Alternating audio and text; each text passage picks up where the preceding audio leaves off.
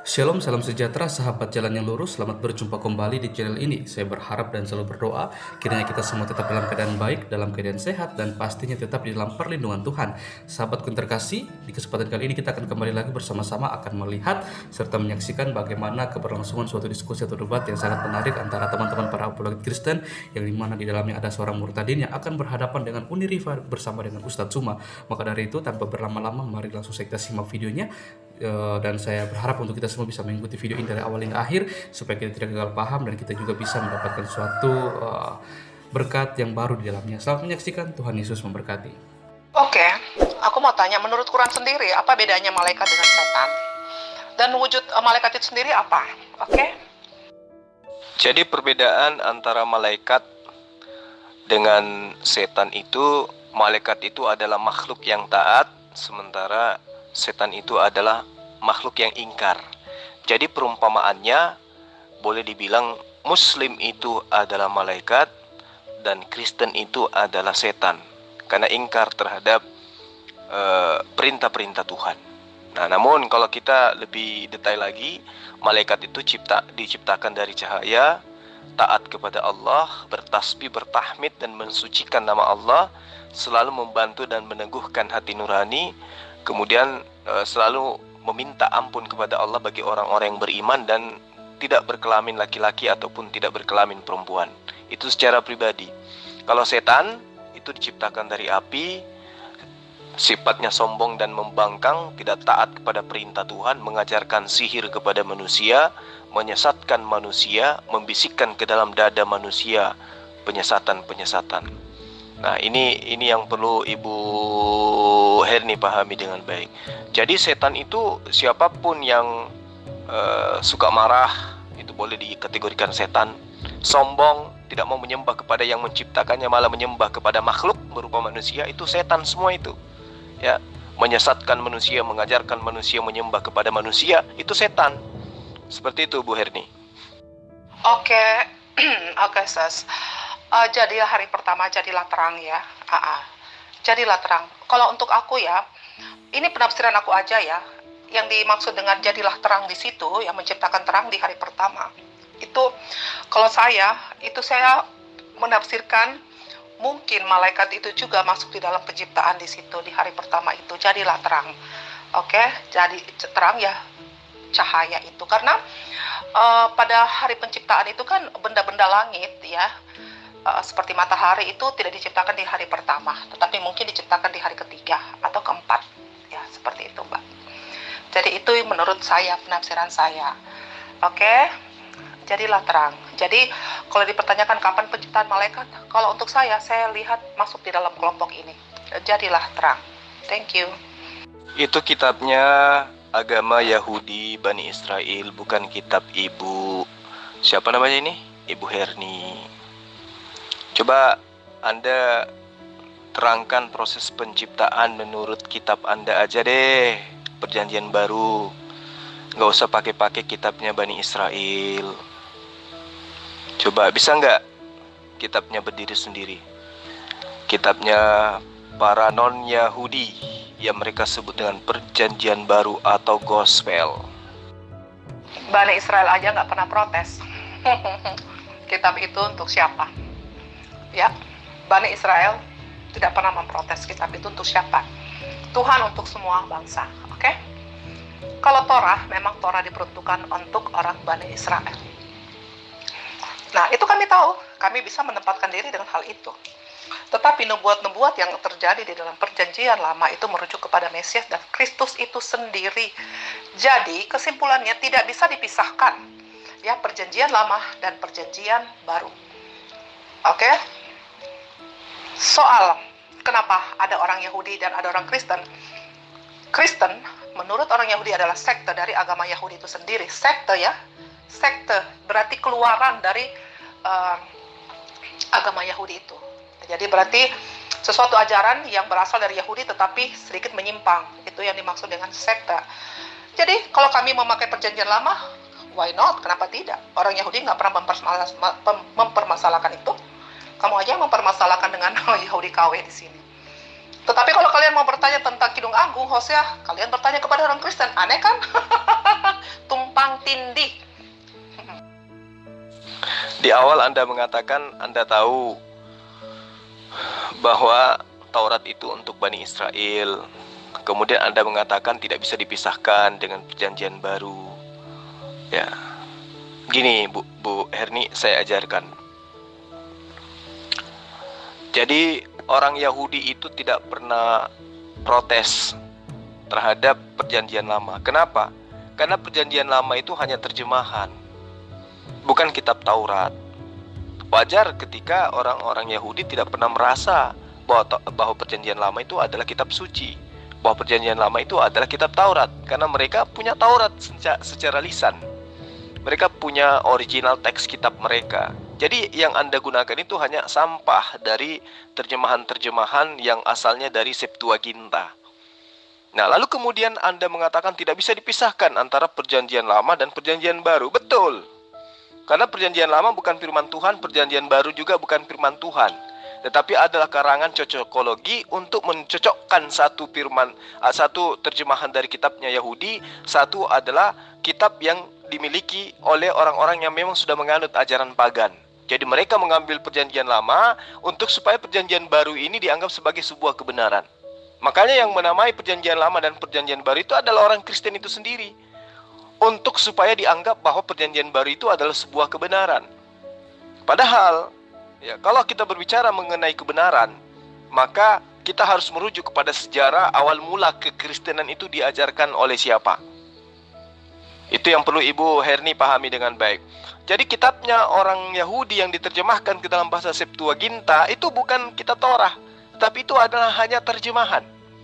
Lalu kemudian dicocok-cocokkan untuk mengajarkan konsep Romawi, bahwa dewa datang dalam rupa manusia. Sehingga segala macam nubuatan dicocok-cocokkan, cerita-cerita di dalam perjanjian baru itu dicocok-cocokkan dengan cerita yang ada di dalam perjanjian baru. Padahal tidak ada yang benar, semua itu adalah tipu-tipu. Contoh, tentang nama Emmanuel dicocokkan menjadi itu adalah Yesus. Tentang cerita anak yang lahir yang dijanjikan kepada Ahaz itu dicocokkan lagi dengan Yesus.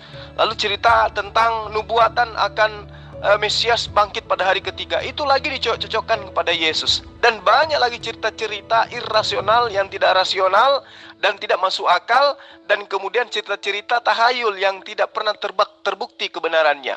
Nanti kita bisa buktikan.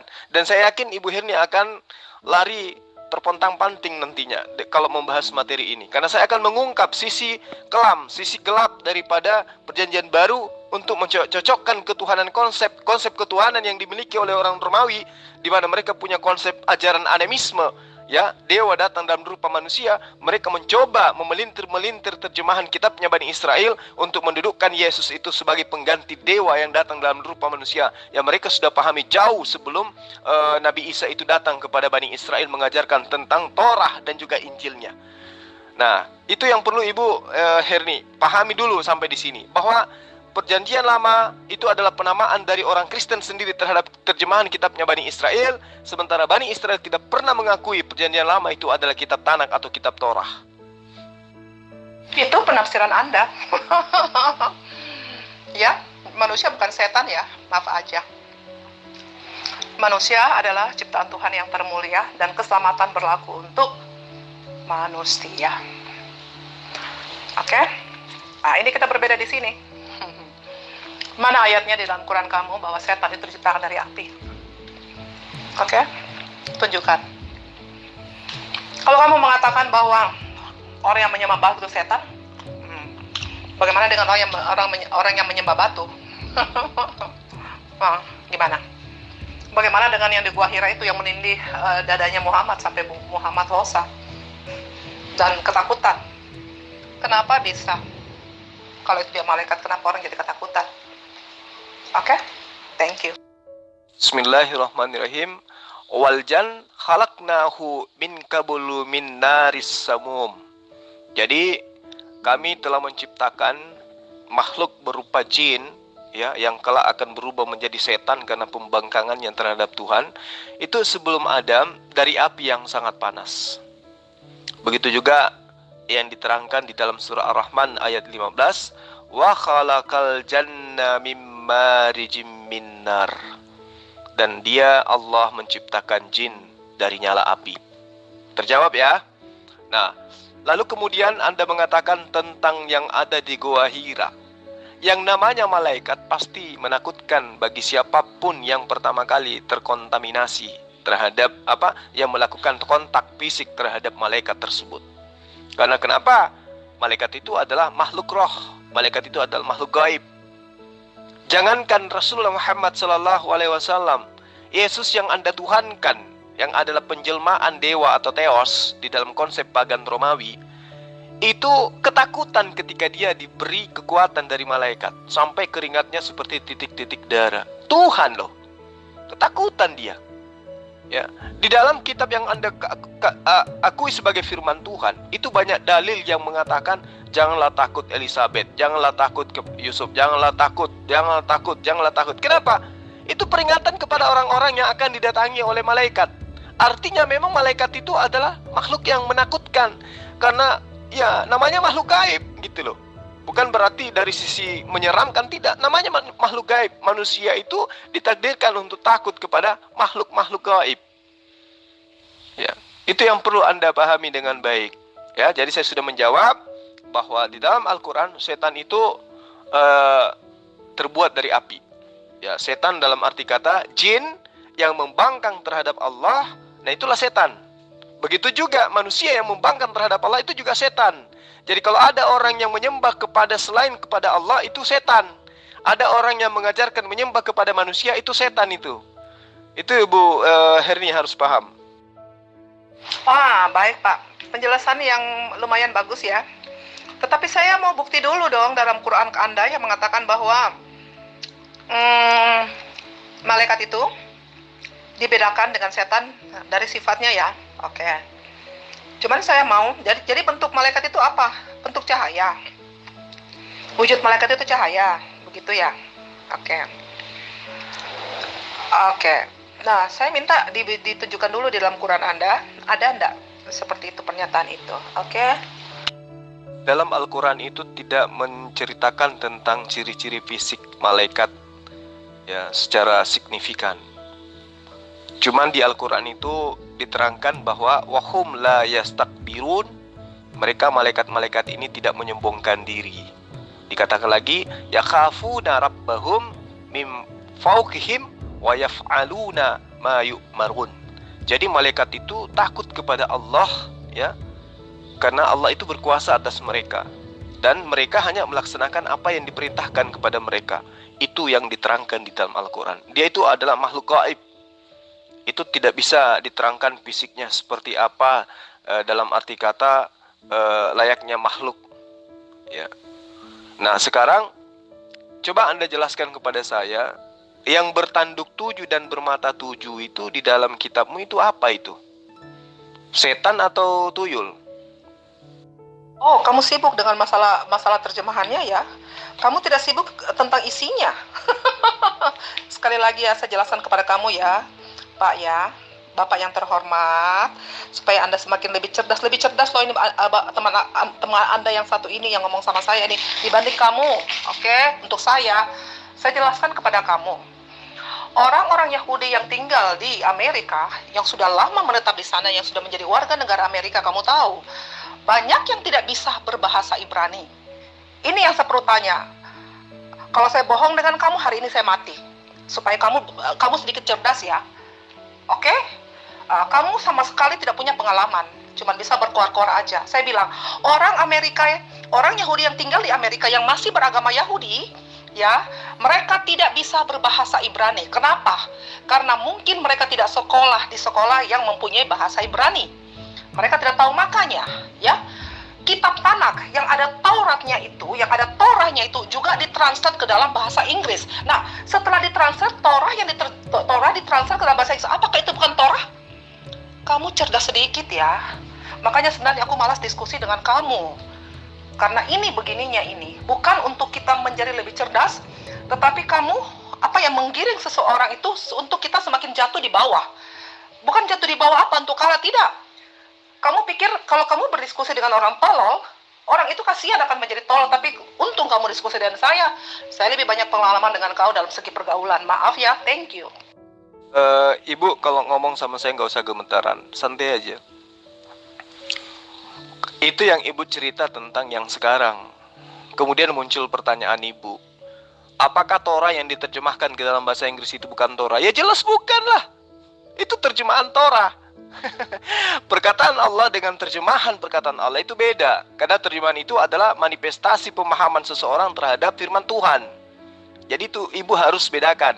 Terkecuali perkataan saya diterjemahkan ke perkataan manusia lainnya, itu sama-sama adalah perkataan manusia. Tapi kalau kalimatullah, perkataan Allah diterjemahkan ke dalam bahasa manusia, itu bukan firman Allah, tetapi penafsiran manusia terhadap perkataan Tuhan. Ya, itu aja Anda nggak paham, ngaku cerdas. Jadi gini,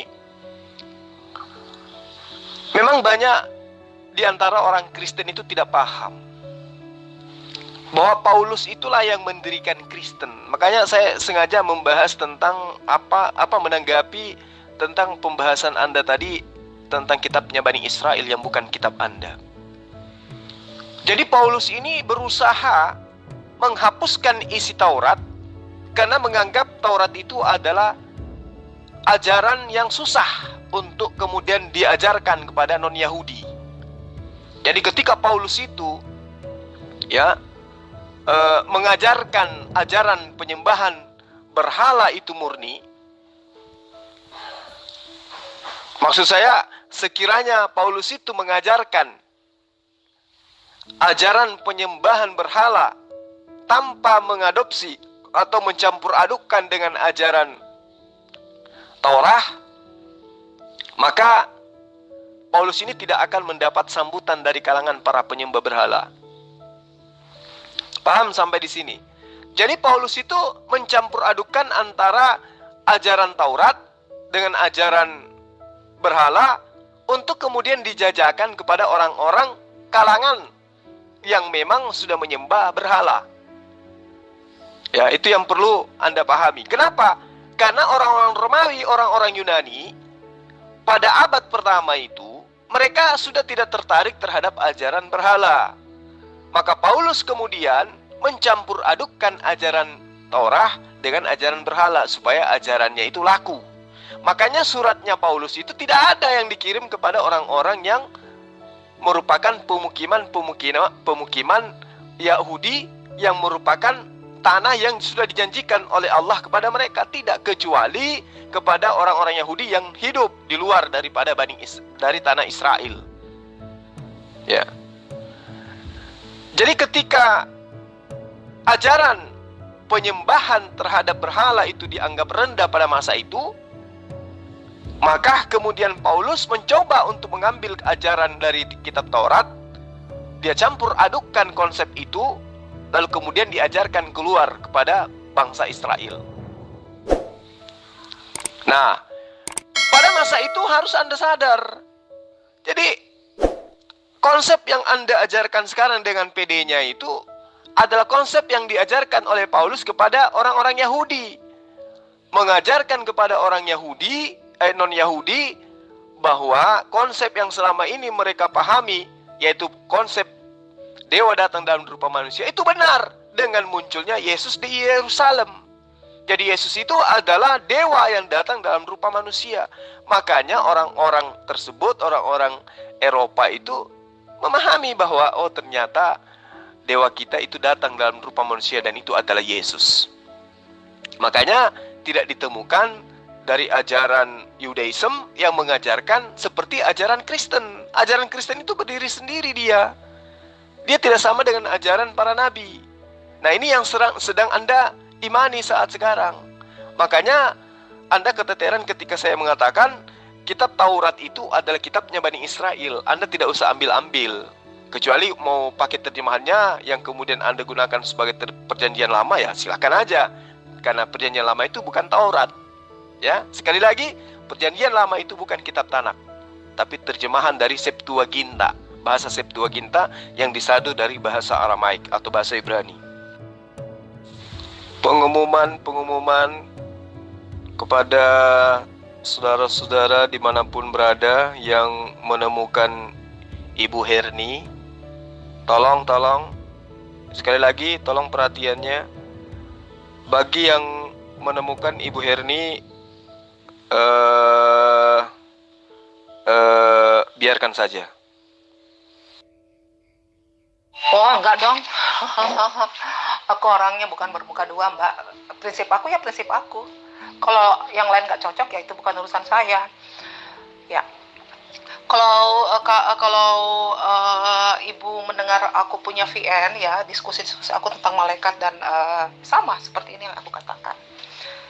Coba tanya deh, yang pernah diskusi dengan aku di GOD tentang malaikat itu sama pernyataan aku. Bahwa malaikat itu adalah roh adanya, dan Allah itu adalah roh adanya, dan manusia juga mempunyai roh. Oke, tujuan roh itu untuk berhubungan dengan Sang Pencipta. Kita harus, makanya di dalam Alkitab Perjanjian Baru dikatakan ya, menyembah Allah itu dalam roh dan kebenaran. Kenapa harus ada roh dan kenapa harus ada kebenaran? Karena ada roh yang tidak benar. Roh yang tidak benar inilah itu yang disebut Lagadon, roh iblis itu sendiri. Karena iblis juga adalah roh adanya. Aku setuju dengan pernyataan Pak Yidis ya, yang tadi aku diskusi tentang malaikat. Dia mengatakan bahwa malaikat itu ya juga sama seperti iblis, tetapi iblis hanya sifatnya itu. Aku setuju, itu juga pemahaman kami sebagai orang Katolik. Oke. Jadi menyembah Allah dalam roh dan kebenaran, karena Allah adalah roh adanya. Jadi kita menyembah Allah itu lewat rohnya kita. Kalau kita tidak mempunyai roh, kita tidak akan pernah mengenal Sang Pencipta itu sendiri. Kita tidak bisa berhubungan dengan Sang Pencipta kalau kita tidak mempunyai roh. Sama seperti binatang dan tumbuhan dan binatang tidak mempunyai roh. Oke? Menyembah di dalam roh dan kebenaran. Ya, ini artinya menyembah di dalam roh itu adalah betul-betul secara roh, secara rohani, dapat diartikan secara ikhlas. Ya, seberat apapun perintah Allah, harus kita lakukan prosesi penyembahan itu dengan ikhlas, bukan dengan terpaksa. Itu yang dimaksud dengan menyembah di dalam roh. Jadi bukan menyembah terhadap roh-roh seperti ajaran animisme. Lalu menyembah dalam kebenaran, itu maksudnya prosesi ibadah yang dilakukan itu ada perintahnya dari Tuhan, bukan asal-asalan. Ya, bukan asal-asalan. Misalnya merayakan Natal, itu dasarnya apa? Ya, ibadah dengan pohon cemara itu asalnya dari mana? Kemudian beribadah dengan cara cingkrak-cingkrak, nyanyi-nyanyi, itu ajaran dari mana? Dari yang dimaksud dengan menyembah roh dan kebenaran adalah penyembahan yang ikhlas, yang kemudian dilakukan dengan tuntunan syariat yang memang sudah digariskan oleh Allah. Layaknya Yesus, sujud, puasa, ya, sunat, wudhu, itu adalah syariat ibadah yang benar. Nah, di mana kemudian letak iblis bekerja di dalam diri manusia? Iblis itu jelas menghinakan para nabi yang telah diutus oleh Allah. Iblis menghinakan silsilah para nabi. Iblis merancang penyesatan agar manusia tidak mentauhidkan atau tidak mengesahkan Tuhan. Ya, malah menjadikan Tuhan itu terbagi-bagi menjadi 3. Iblis merubah hukum yang telah diturunkan melalui para nabi-nabi. Iblis merusak perjanjian Tuhan dengan Abraham melalui kata-kata pendiri agama. Iblis menghalalkan makanan yang dulu diharamkan oleh Allah. Iblis menghalalkan minuman yang diharamkan oleh Allah. Ya, jadi iblis itu kerjanya merubah sistem hukum Allah. Bahkan iblis itu menghinakan Allah dengan ide penebusan dosa melalui darah anak Tuhan yang tunggal, yang katanya sama pribadinya dengan Tuhan itu sendiri. Ya. Jadi kalau misalnya Anda ingin tahu siapa iblis itu, ya iblis itulah yang mengajarkan tentang penyembahan terhadap makhluk Tuhan berupa manusia dan juga berupa roh-roh. Makanya tadi di atas saya tanya kepada Anda, siapa yang disebut di dalam kitab Anda itu Hewan bertanduk 7 dan bermata 7 itu siapa itu? Jadi Torah yang diterjemahkan bukan Torah. Tetapi isinya bagaimana? Apakah kalau sesuatu naskah diterjemahkan isinya sudah lain? Ini pertanyaan saya. Bagaimana dengan Al-Quran yang Anda terjemahkan? Terus bagaimana dengan orang yang tidak mengerti bahasa Arab? Apakah kalau dia belajar dari terjemahannya, dia tidak Islam? Makanya aku malas bukan saya gemetar dengan kamu, tapi karena saya gemes dengan kamu. Karena kamu bodoh dan tolol. Itu. Saya tidak tahu bagaimana caranya menghadapi orang sebodoh kamu. Menjelaskannya itu agak susah ya secara ilmiah dengan kamu. Menjelaskan itu kita harus menjadi bodoh seperti kamu. Aneh kan? Naskah yang diterjemahkan itu bukan lagi naskah itu. Sudah bukan lagi Torah. Oke, saya akan rekam kamu punya pernyataan ini. Oke. Jadi proklamasi Indonesia ya yang diterjemahkan ke dalam bahasa Inggris itu bukan lagi proklamasi yang benar. Bagaimana dengan isinya? Undang-Undang Dasar 45 yang diterjemahkan ke dalam bahasa Inggris bukan Undang-Undang Dasar 45 lagi? Orang Indonesia yang tidak mengerti bahasa Indonesia, ya, yang tinggal di luar negeri, dia ingin belajar tentang sejarah Indonesia, buku-buku Indonesia, tetapi dia mempelajari yang ditranslate, apakah dia tidak akan tahu tentang sejarah Indonesia dengan membaca translate-nya? Apakah itu bukan sejarah Indonesia yang dia baca, yang ditranslate? Kamu ini apa ya? Kamu ada sekolah? Tidak. Jadi ini yang diskusi seperti dengan kamu ini tidak akan pernah ketemu. Karena kamu standar berpikirmu itu fanatisme kepada Arab. Ya, Arab. Harus semuanya Arab, baru dibilang asli. Sembahyang juga harus pakai bahasa Arab, baru dibilang asli. Kalau kalian bersembahyang tidak pakai bahasa Arab, itu bukan asli, bukan Islam. Hei, fanatisme Arab.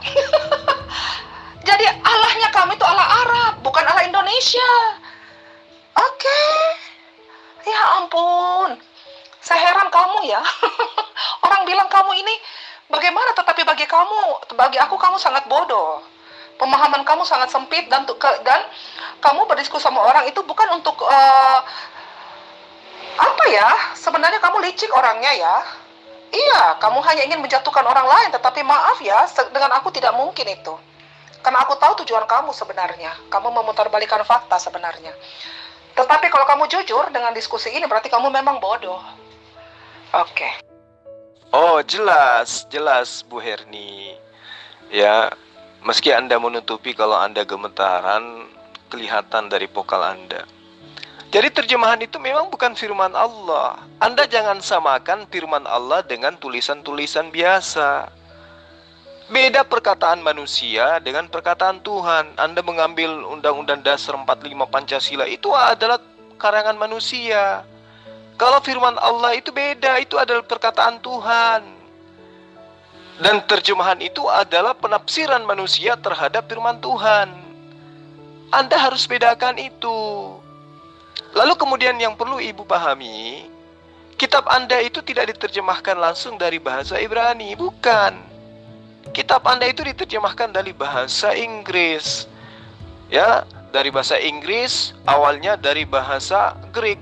Belum lagi yang loncat-loncat di ribuan atau ratusan negara bahasa, baru kemudian masuk ke dalam bahasa Indonesia. Jadi bagaimana mungkin kemudian Anda mau mendudukkan muatan terjemahan dengan kitab suci itu adalah sama? Gak bisa.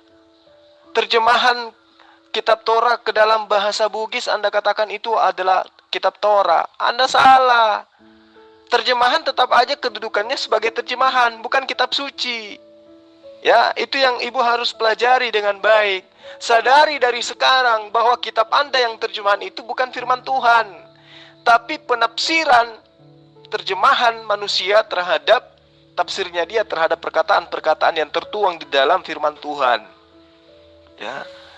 Kalau Anda jadikan terjemahan itu sebagai firman Tuhan, Anda keliru. Terjemahan itu posisinya tetap terjemahan. Yang firman Tuhan itu adalah original teks yang diterima langsung dari malaikat kepada para nabi.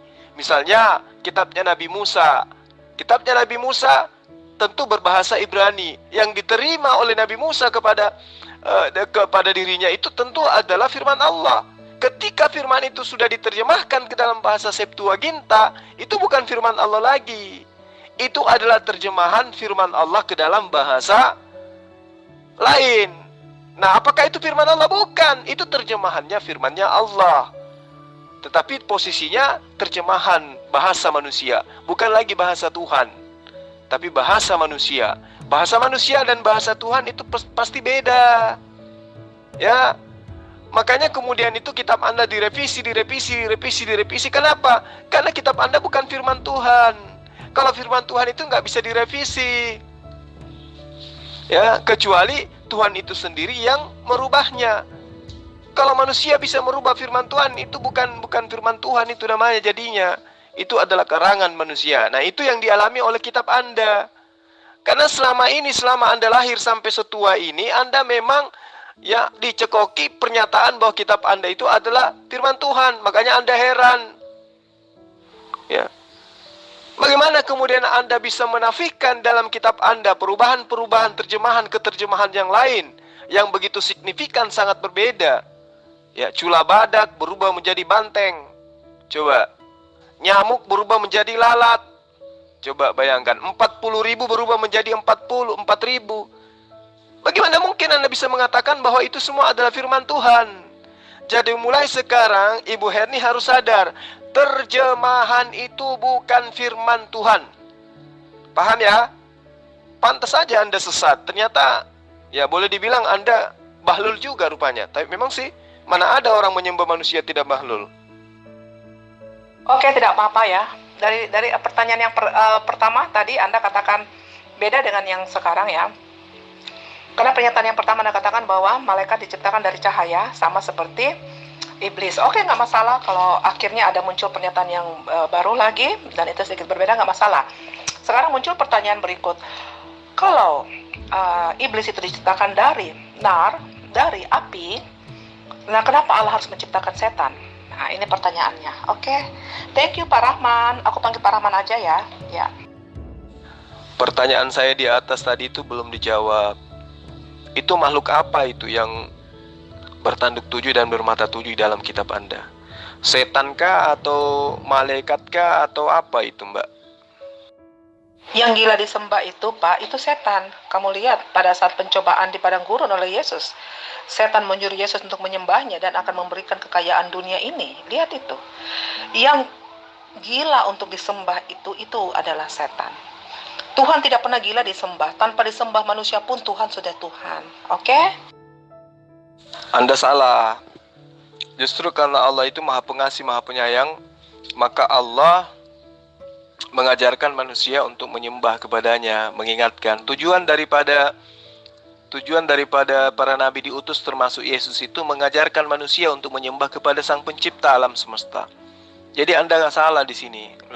Ya memang selamanya Anda akan salah karena Anda menjadikan kitab terjemahan sebagai acuan di dalam beriman. Coba Anda baca di dalam Yesaya 66 ayat 23. Berfirmanlah Tuhan, maka terjadilah dari bulan baru ke bulan baru, dari sabat ke sabat, semua manusia akan datang menyembah kepadaku. Ya, itu apa namanya? Anda ingin mengatakan Tuhan itu gila sembah gitu ya? Anda ingin mengatakan Allah itu setan? Nah, itulah makanya kalau Yesus tidak pernah mengajarkan dirinya disembah, itu karena memang Yesus itu bukan Tuhan. Tapi Yesus gila mengajarkan agar manusia menyembah hanya kepada Allah. Begitu Bu Herni, ya. Jadi hanya Tuhan yang dibuat-buatlah yang kemudian yang tidak mengajarkan menyembah dirinya. Yang namanya Tuhan pasti mengajarkan manusia untuk menyembah dirinya agar manusia itu terselamatkan. Kalau iblis juga melakukan hal yang sama, ya itu wajar. Tapi sepandai-pandainya iblis itu menggoda dan ingin menipu manusia, ya manusia itu harus cerdas membedakan mana iblis, mana perintah Tuhan. Karena kenapa di dalam kitab Anda juga dikatakan Lukas 22 ayat 31, Simon, Simon, dengarlah, iblis sudah diberi izin untuk menguji kalian. Jadi menurut kitab Anda, iblis itu diberi izin untuk menguji manusia. Karena itulah kemudian Allah mengajarkan pada utusannya untuk mengajarkan manusia agar jangan tergoda iblis, tetapi tetap hanya menyembah kepada Allah saja. Begitu Ibu Herni. Sekarang saya mau tanya sama kamu ya, Pak Suma ya. Allah berfirman kepada bangsa Israel dalam bahasa apa? Ya, atau Hashem berfirman kepada Musa dalam bahasa apa? Coba deh jawab. Kemudian Allah SPT-nya kamu atau Jibril berfirman kepada Muhammad dalam bahasa apa? Kenapa berbeda bahasa? Ini maksudnya apa? Hah? Kalau naskah atau kalau firman itu nggak bisa diterjemahkan, kenapa?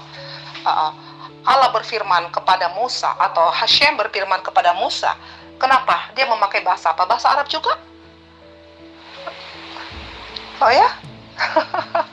Terus kemudian kalau orang yang beragama Yahudi yang Arab ya dengan berbahasa Arab, apakah itu tidak sah? Dia berdoa kepada Hashem dalam bahasa Arab, apa itu tidak sah? Berarti sebenarnya Tuhan itu bahasanya sebenarnya bahasa yang benar itu bahasa apa? Tuhan itu berbicara kepada manusia itu sebenarnya harus pakai bahasa apa? Jadi apakah tidak pantas Tuhan berbicara kepada orang yang ada di Amerika dalam bahasa Inggris? Nah ini aku mau tanya nih, oke? Nah, disinilah perlu pemahaman tentang kalamullah, perkataan Allah dengan bahasa. Jadi beda pembahasan kalamullah dengan pembahasan tentang macam-macam bahasa.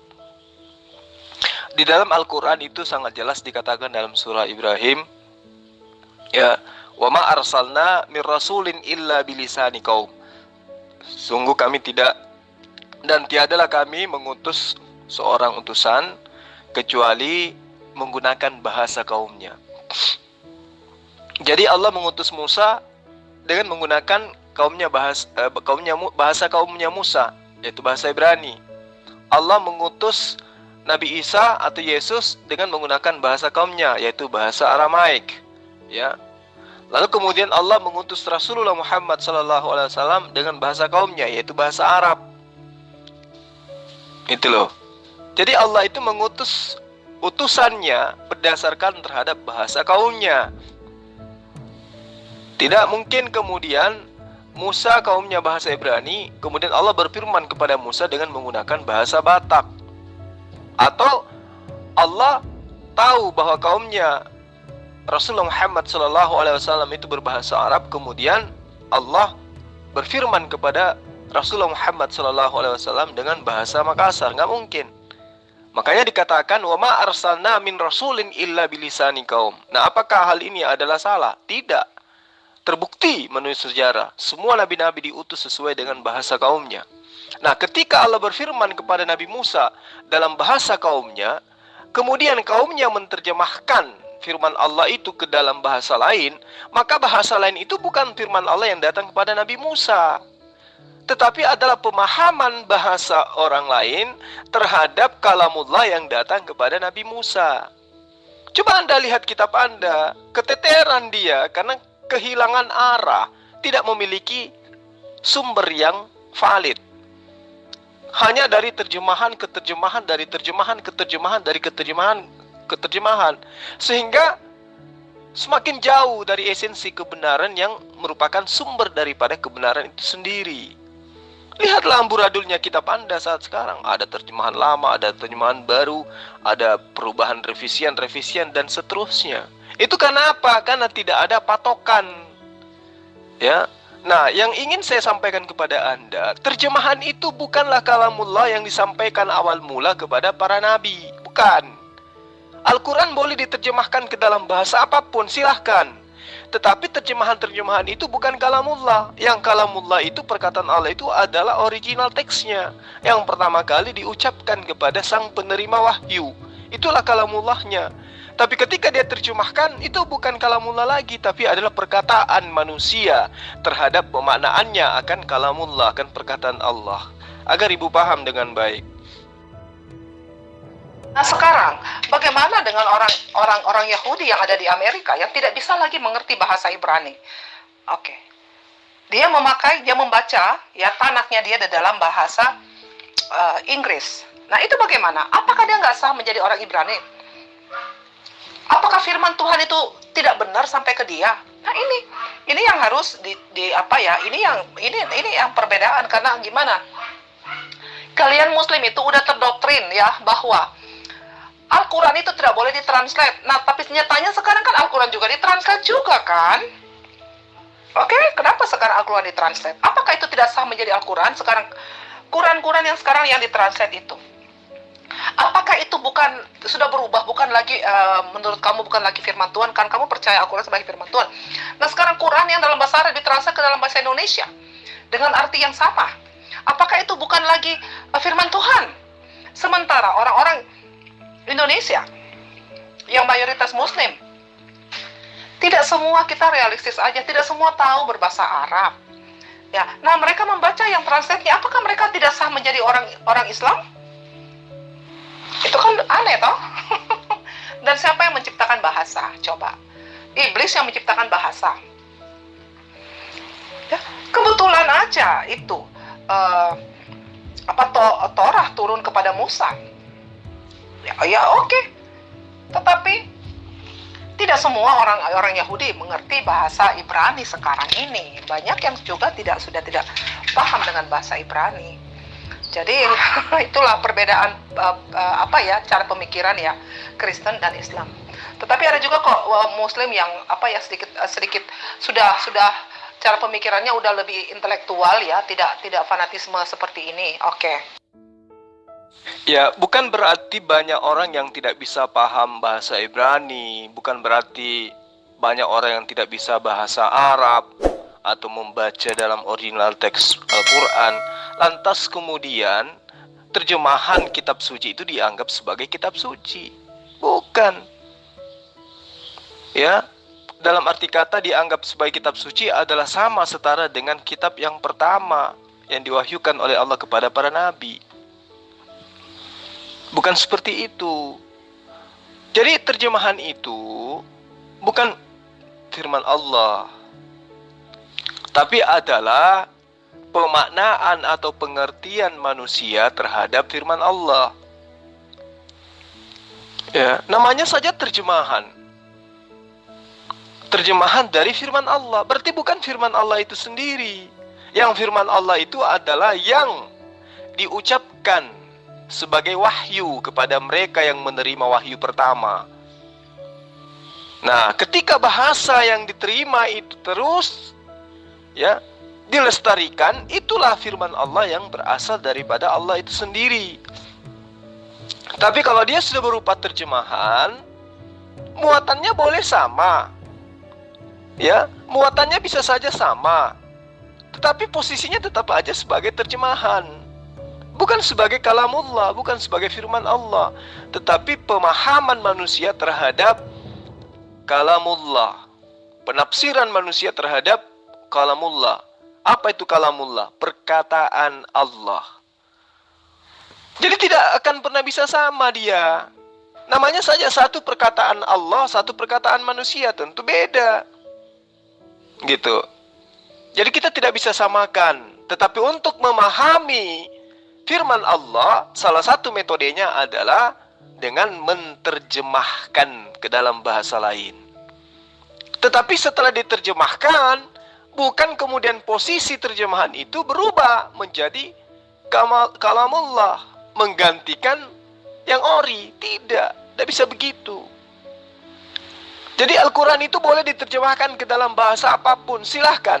Tetapi harus disertakan dengan ayat-ayat yang orinya, supaya orang tidak salah di dalam menerjemahkan, supaya orang itu tidak keliru di dalam menerjemahkan.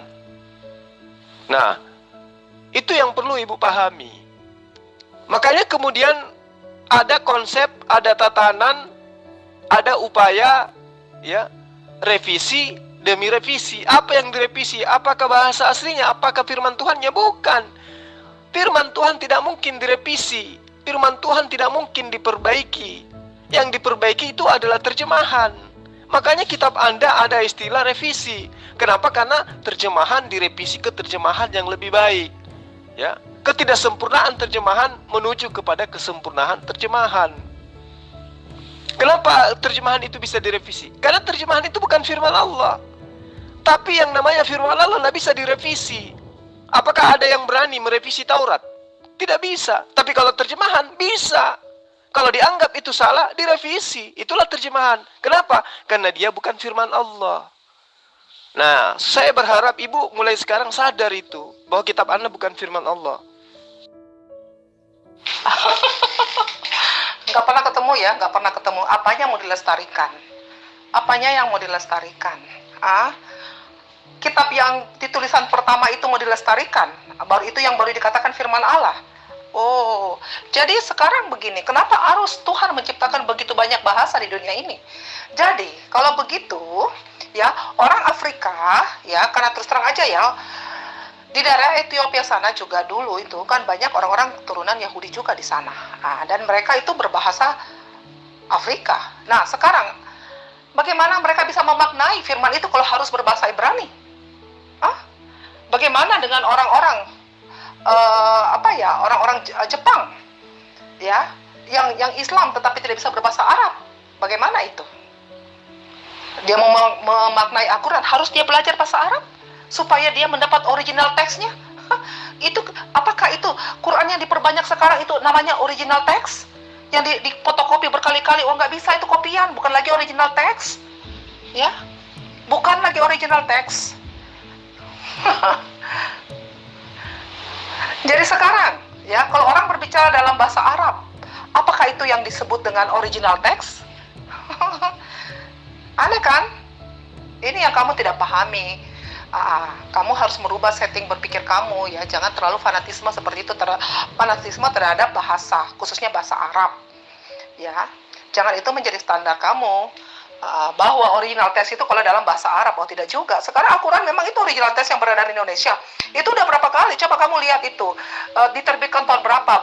Cetakan yang keberapa? Apakah itu original text? Walaupun itu berbahasa Arab, apa itu original text? Apakah itu bisa dikatakan firman Tuhan? Dan kalau dia ditranslate ke dalam bahasa Indonesia, itu bukan firman Tuhan karena dia tidak original. Oh my God.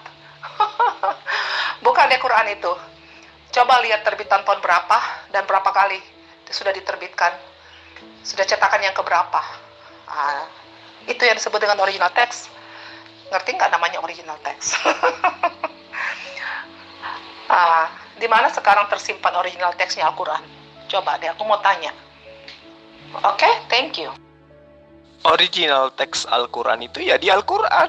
Tidak pernah berubah. Original teksnya itu ya tetap yang ada tertuang di dalam kitab suci Al-Quran. Mau dari tahun berapapun itu tetap original teks nggak pernah berubah menjadi bahasa Batak, bahasa Bugis, nggak pernah. Al-Quran ya Al-Quran, terjemahan ya terjemahan, berbeda.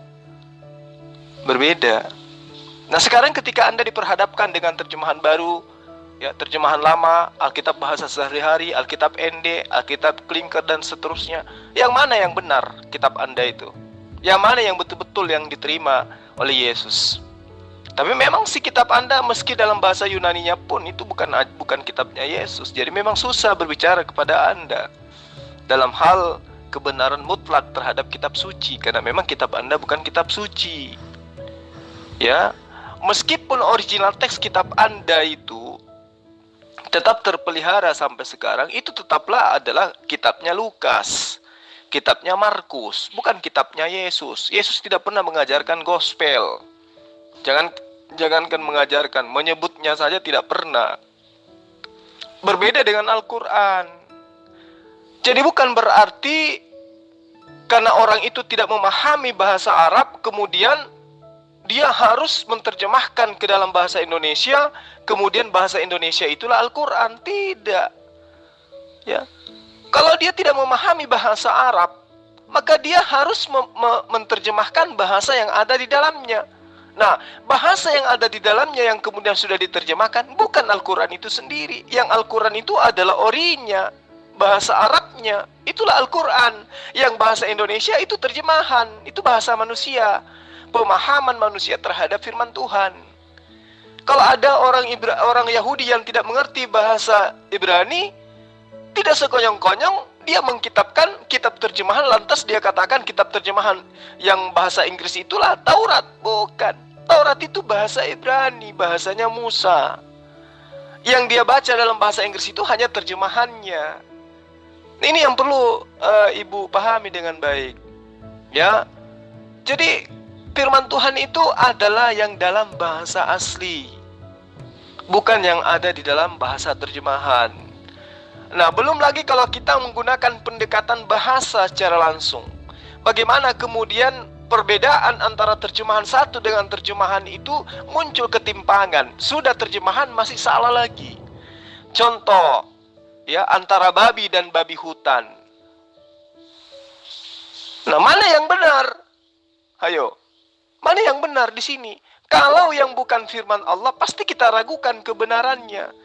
Tapi kalau yang firman Tuhan, yang original teks yang betul-betul diterima oleh para nabi, itu tidak ada keraguan di dalamnya. Uji aja kitab Anda. Itu aja dulu dua kata itu. Babi dan babi hutan. Alkitab terjemahan lama, ya, itu dikatakan bahwa ada lagi babi karena sungguh pun kukunya terbelah, ia itu bersiratan kukunya, tetapi ia tiada mau membiak, maka haramlah ia bagimu. Nah, di tahun 70-an itu berubah di kitab ND, babi hutan, sebab ia betul berkuku dua, dan kukunya berselah tapi tidak membiak, najislah itu bagimu. Yang satu mengatakan najis, yang satu mengatakan haram. Yang satu mengatakan babi, yang satu mengatakan babi hutan. Ya. Jadi inilah bukti bahwa terjemahan itu bukan firman Tuhan. Yang firman Tuhan itu yang ori teks, dalam bahasa yang masih murni diterima pada masa pertama. Ketika Allah berfirman kepada Musa, Musa bahasa Ibrani itulah Taurat asli. Meski harus diteliti lagi. Ya, bukan berarti menggunakan bahasa Ibrani lantas kemudian diimani itu adalah firman Tuhan yang diterima oleh Musa. Belum tentu. Apalagi yang terjemahan. Itu loh Bu Herni, agar dipahami. Inilah gobloknya Islam ini. Bukan Al-Quran saja yang bisa dihafal. Nah, Al-Quran bisa dihafal oleh seseorang, maka Al-Quran dikatakan ajaib. Bukan otaknya manusia yang ajaib, kemampuan otak. Jadi ke Al-Quran larinya dapat pujian. Itu daftar logaritma juga dihafal orang. Berarti daftar logaritma juga ajaib. Jadi firman Allah itu. Bukan otak orang yang disanjung, bukan otak orang yang pintar. Al-Quran yang pintar, logaritma yang pintar. Bagaimana cara berpikirnya Islam ini ya? Kalau mampu menghafal Al-Quran itu, bukan Al-Quran itu yang ajaib. Otaknya itu yang ajaib. Mampu mengingat. Bukan Al-Quran, mampu mengingat ayat-ayat Al-Quran. Banyak orang bisa menghafal logaritma. Bisa dihafal logaritma itu. Bukan logaritma yang menjadi keajaiban, membuktikan bahwa itu firman Allah. Otak yang mampu menghafal itu yang ajaib, yang hebat, yang luar biasa. Bukan logaritmanya, bukan Al-Qurannya, goblok. Kalau itu yang menjadikan dasar pijakan Tuan Lamsen, berarti orang Kristen itu seperti kata Anda, goblok semua berarti ya. Karena tidak ada di antara mereka yang menghafal gospel. Berarti goblok semua dong ya. Tapi bukan itu Tuan Lamsen. Anda harus banyak belajar. Ya, orang menghafal Al-Quran itu karena Al-Quran, bukan karena orang itu cerdas. Ya. Bukan karena orang itu cerdas, tetapi karena Al-Quran, daya tarik Al-Quran yang menyebabkan otak manusia itu menjadi cerdas untuk menghafalnya.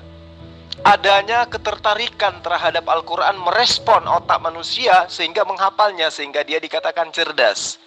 Sebaliknya, kenapa tidak ada orang yang menghafal gospel secara secara utuh? Karena muatannya itu bukan firman Tuhan. Tidak ada daya ketertarikan di situ untuk menghafal gospel. Pertama, karena gospel itu setiap saat direvisi, percuma dihafal, tahun depan dirubah lagi, kasihan yang menghafal. Udah capek-capek ternyata dirubah. Kedua, karena muatannya memang bukan firman Tuhan, seperti yang saya gambarkan kepada Tuan tadi. Jadi orang tidak tertarik, ya, dan tidak ada daya tarik itu sendiri berasal dari kitab itu. Lalu kemudian yang perlu Anda pahami dengan baik, gospel itu membuat orang bisa menjadi kaya. Kenapa? Karena ada perpuluhan di dalam. Dengan mengetahui banyak gospel, orang bisa menjadi pemimpin Kristen, pemimpin gereja, mendapatkan perpuluhan. Padahal di dalam Al-Quran itu tidak ada itu. Dengan menghafal Al-Quran maka orang akan menjadi pemimpin, lalu kemudian mereka itu akan didatangi orang-orang untuk membayar perpuluhan tiap bulan. Itu nggak ada. Tapi kenapa kemudian Al-Quran memiliki daya tarik? Karena itu adalah kalamullah, itu adalah firman Allah. Itu yang perlu Tuan Lamsen pahami. Kitab Anda sudah bahasa Indonesia, tapi tidak ada satupun manusia di Indonesia ini yang tertarik untuk menghafalnya. Kenapa? Alasannya karena kitab Anda bukan firman Tuhan. Sederhana Tuan Lamsen. Saya percaya dan yakin lama-lama Islam ini semuanya hancur ini. Dengan adanya internet, terbuka semua kebohongan-kebohongan Al-Quran. Terbuka semua kebohongan Al-Quran. Biar bagaimanapun cara yang menutupi kebohongan-kebohongan pasti terbuka. Tuhan itu maha baik. Ya, itu harapan Tuan Lamsen. Tetapi jauh panggang daripada api. Kenapa? Karena membaca huruf hijaiyah saja Anda tidak bisa. Anda lupa bahwa Al-Quran itu sudah dibuatkan di dalam kitabnya Bani Israel yang kalian ambil terjemahannya, tentang kitab termaterai yang jika diberikan kepada orang yang mampu berbaca maka dia akan berkatakan aku tidak dapat membaca. Demikian juga ketika diberikan kepada orang yang tidak bisa membaca, ya jelas dia mengatakan aku tidak bisa membaca. Ya, kitab mana itu kalau bukan Al-Quran? Jadi Tuan Lamsen boleh mengharap sesuatu, tetapi kalau berlebihan juga itu tidak baik, karena hanya akan menyakiti hati Anda sendiri. Karena apa yang Anda harapkan itu tidak akan pernah mungkin terjadi. Layaknya Yesus yang Anda sembah, mustahil dia adalah Tuhan, karena dia adalah manusia. Seperti itu Tuan Lamsen. Saya percaya dan yakin lama-lama Islam ini semuanya hancur ini. Dengan adanya internet, terbuka semua kebohongan-kebohongan Al-Quran. Terbuka semua kebohongan Al-Quran. Biar bagaimanapun cara yang menutupi kebohongan-kebohongan pasti terbuka. Tuhan itu maha baik. Justru dengan adanya internet, kebusukan-kebusukan yang selama ini terselubung dengan slogan kasih itu kebongkar semuanya. Ya, kebongkar semuanya. Gak ada lagi yang tersisa. Apa yang terjadi kemudian? Menyebabkan Eropa itu semakin hari semakin terkikis. Ya, Eropa semakin hari semakin meninggalkan gereja. Dan mereka bukannya menjadi ateis, tapi ya sesuai dengan janji Allah, mereka sedikit demi sedikit memeluk ajaran agama Islam. Itu fakta Tuan Lamsen. Hanya di negara ini, di Indonesia inilah kemudian Kristennya masih gagah-gagahan. Itu pun sudah mulai goyah lututnya, udah mulai gemeteran. Ya Tuan Lamsen ya. Apa alasannya? Ya karena kalian tidak punya kitab suci. Kalian hanya punya buku karya tulis yang ditulis oleh orang yang hidup pada masa abad-abad pertama. Tapi kitab suci kalian tidak punya. Perjanjian lama itu adalah terjemahan dari bahasa Septuaginta yang disadur dari kitab Tanakh. Milik siapa? Milik Yahudi. Perjanjian baru itu adalah surat-surat orang yang menulis surat berdasarkan bahasa Yunani yang diperuntukkan untuk Romawi dan Yunani. Bukan kitab suci. Jadi perjanjian lama, perjanjian baru dua-duanya bukan kitab suci. Hanya terjemahan dari salinan-salinan yang tidak jelas asal-usulnya. Itulah yang menyebabkan orang-orang Eropa yang cerdas lama-kelamaan meninggalkan gereja. Gitu ya, Tuan Lamsen. Jadi kalau bermimpi jangan keterlaluan. Ya, biar film karton kalau berlebihan juga tidak baik, Tuan Lamsen. Sebetulnya kamu lebih baik diam, Jul. Kamu selalu mengajarkan Alkitab lewat kau pelintir. Tidak seperti itu.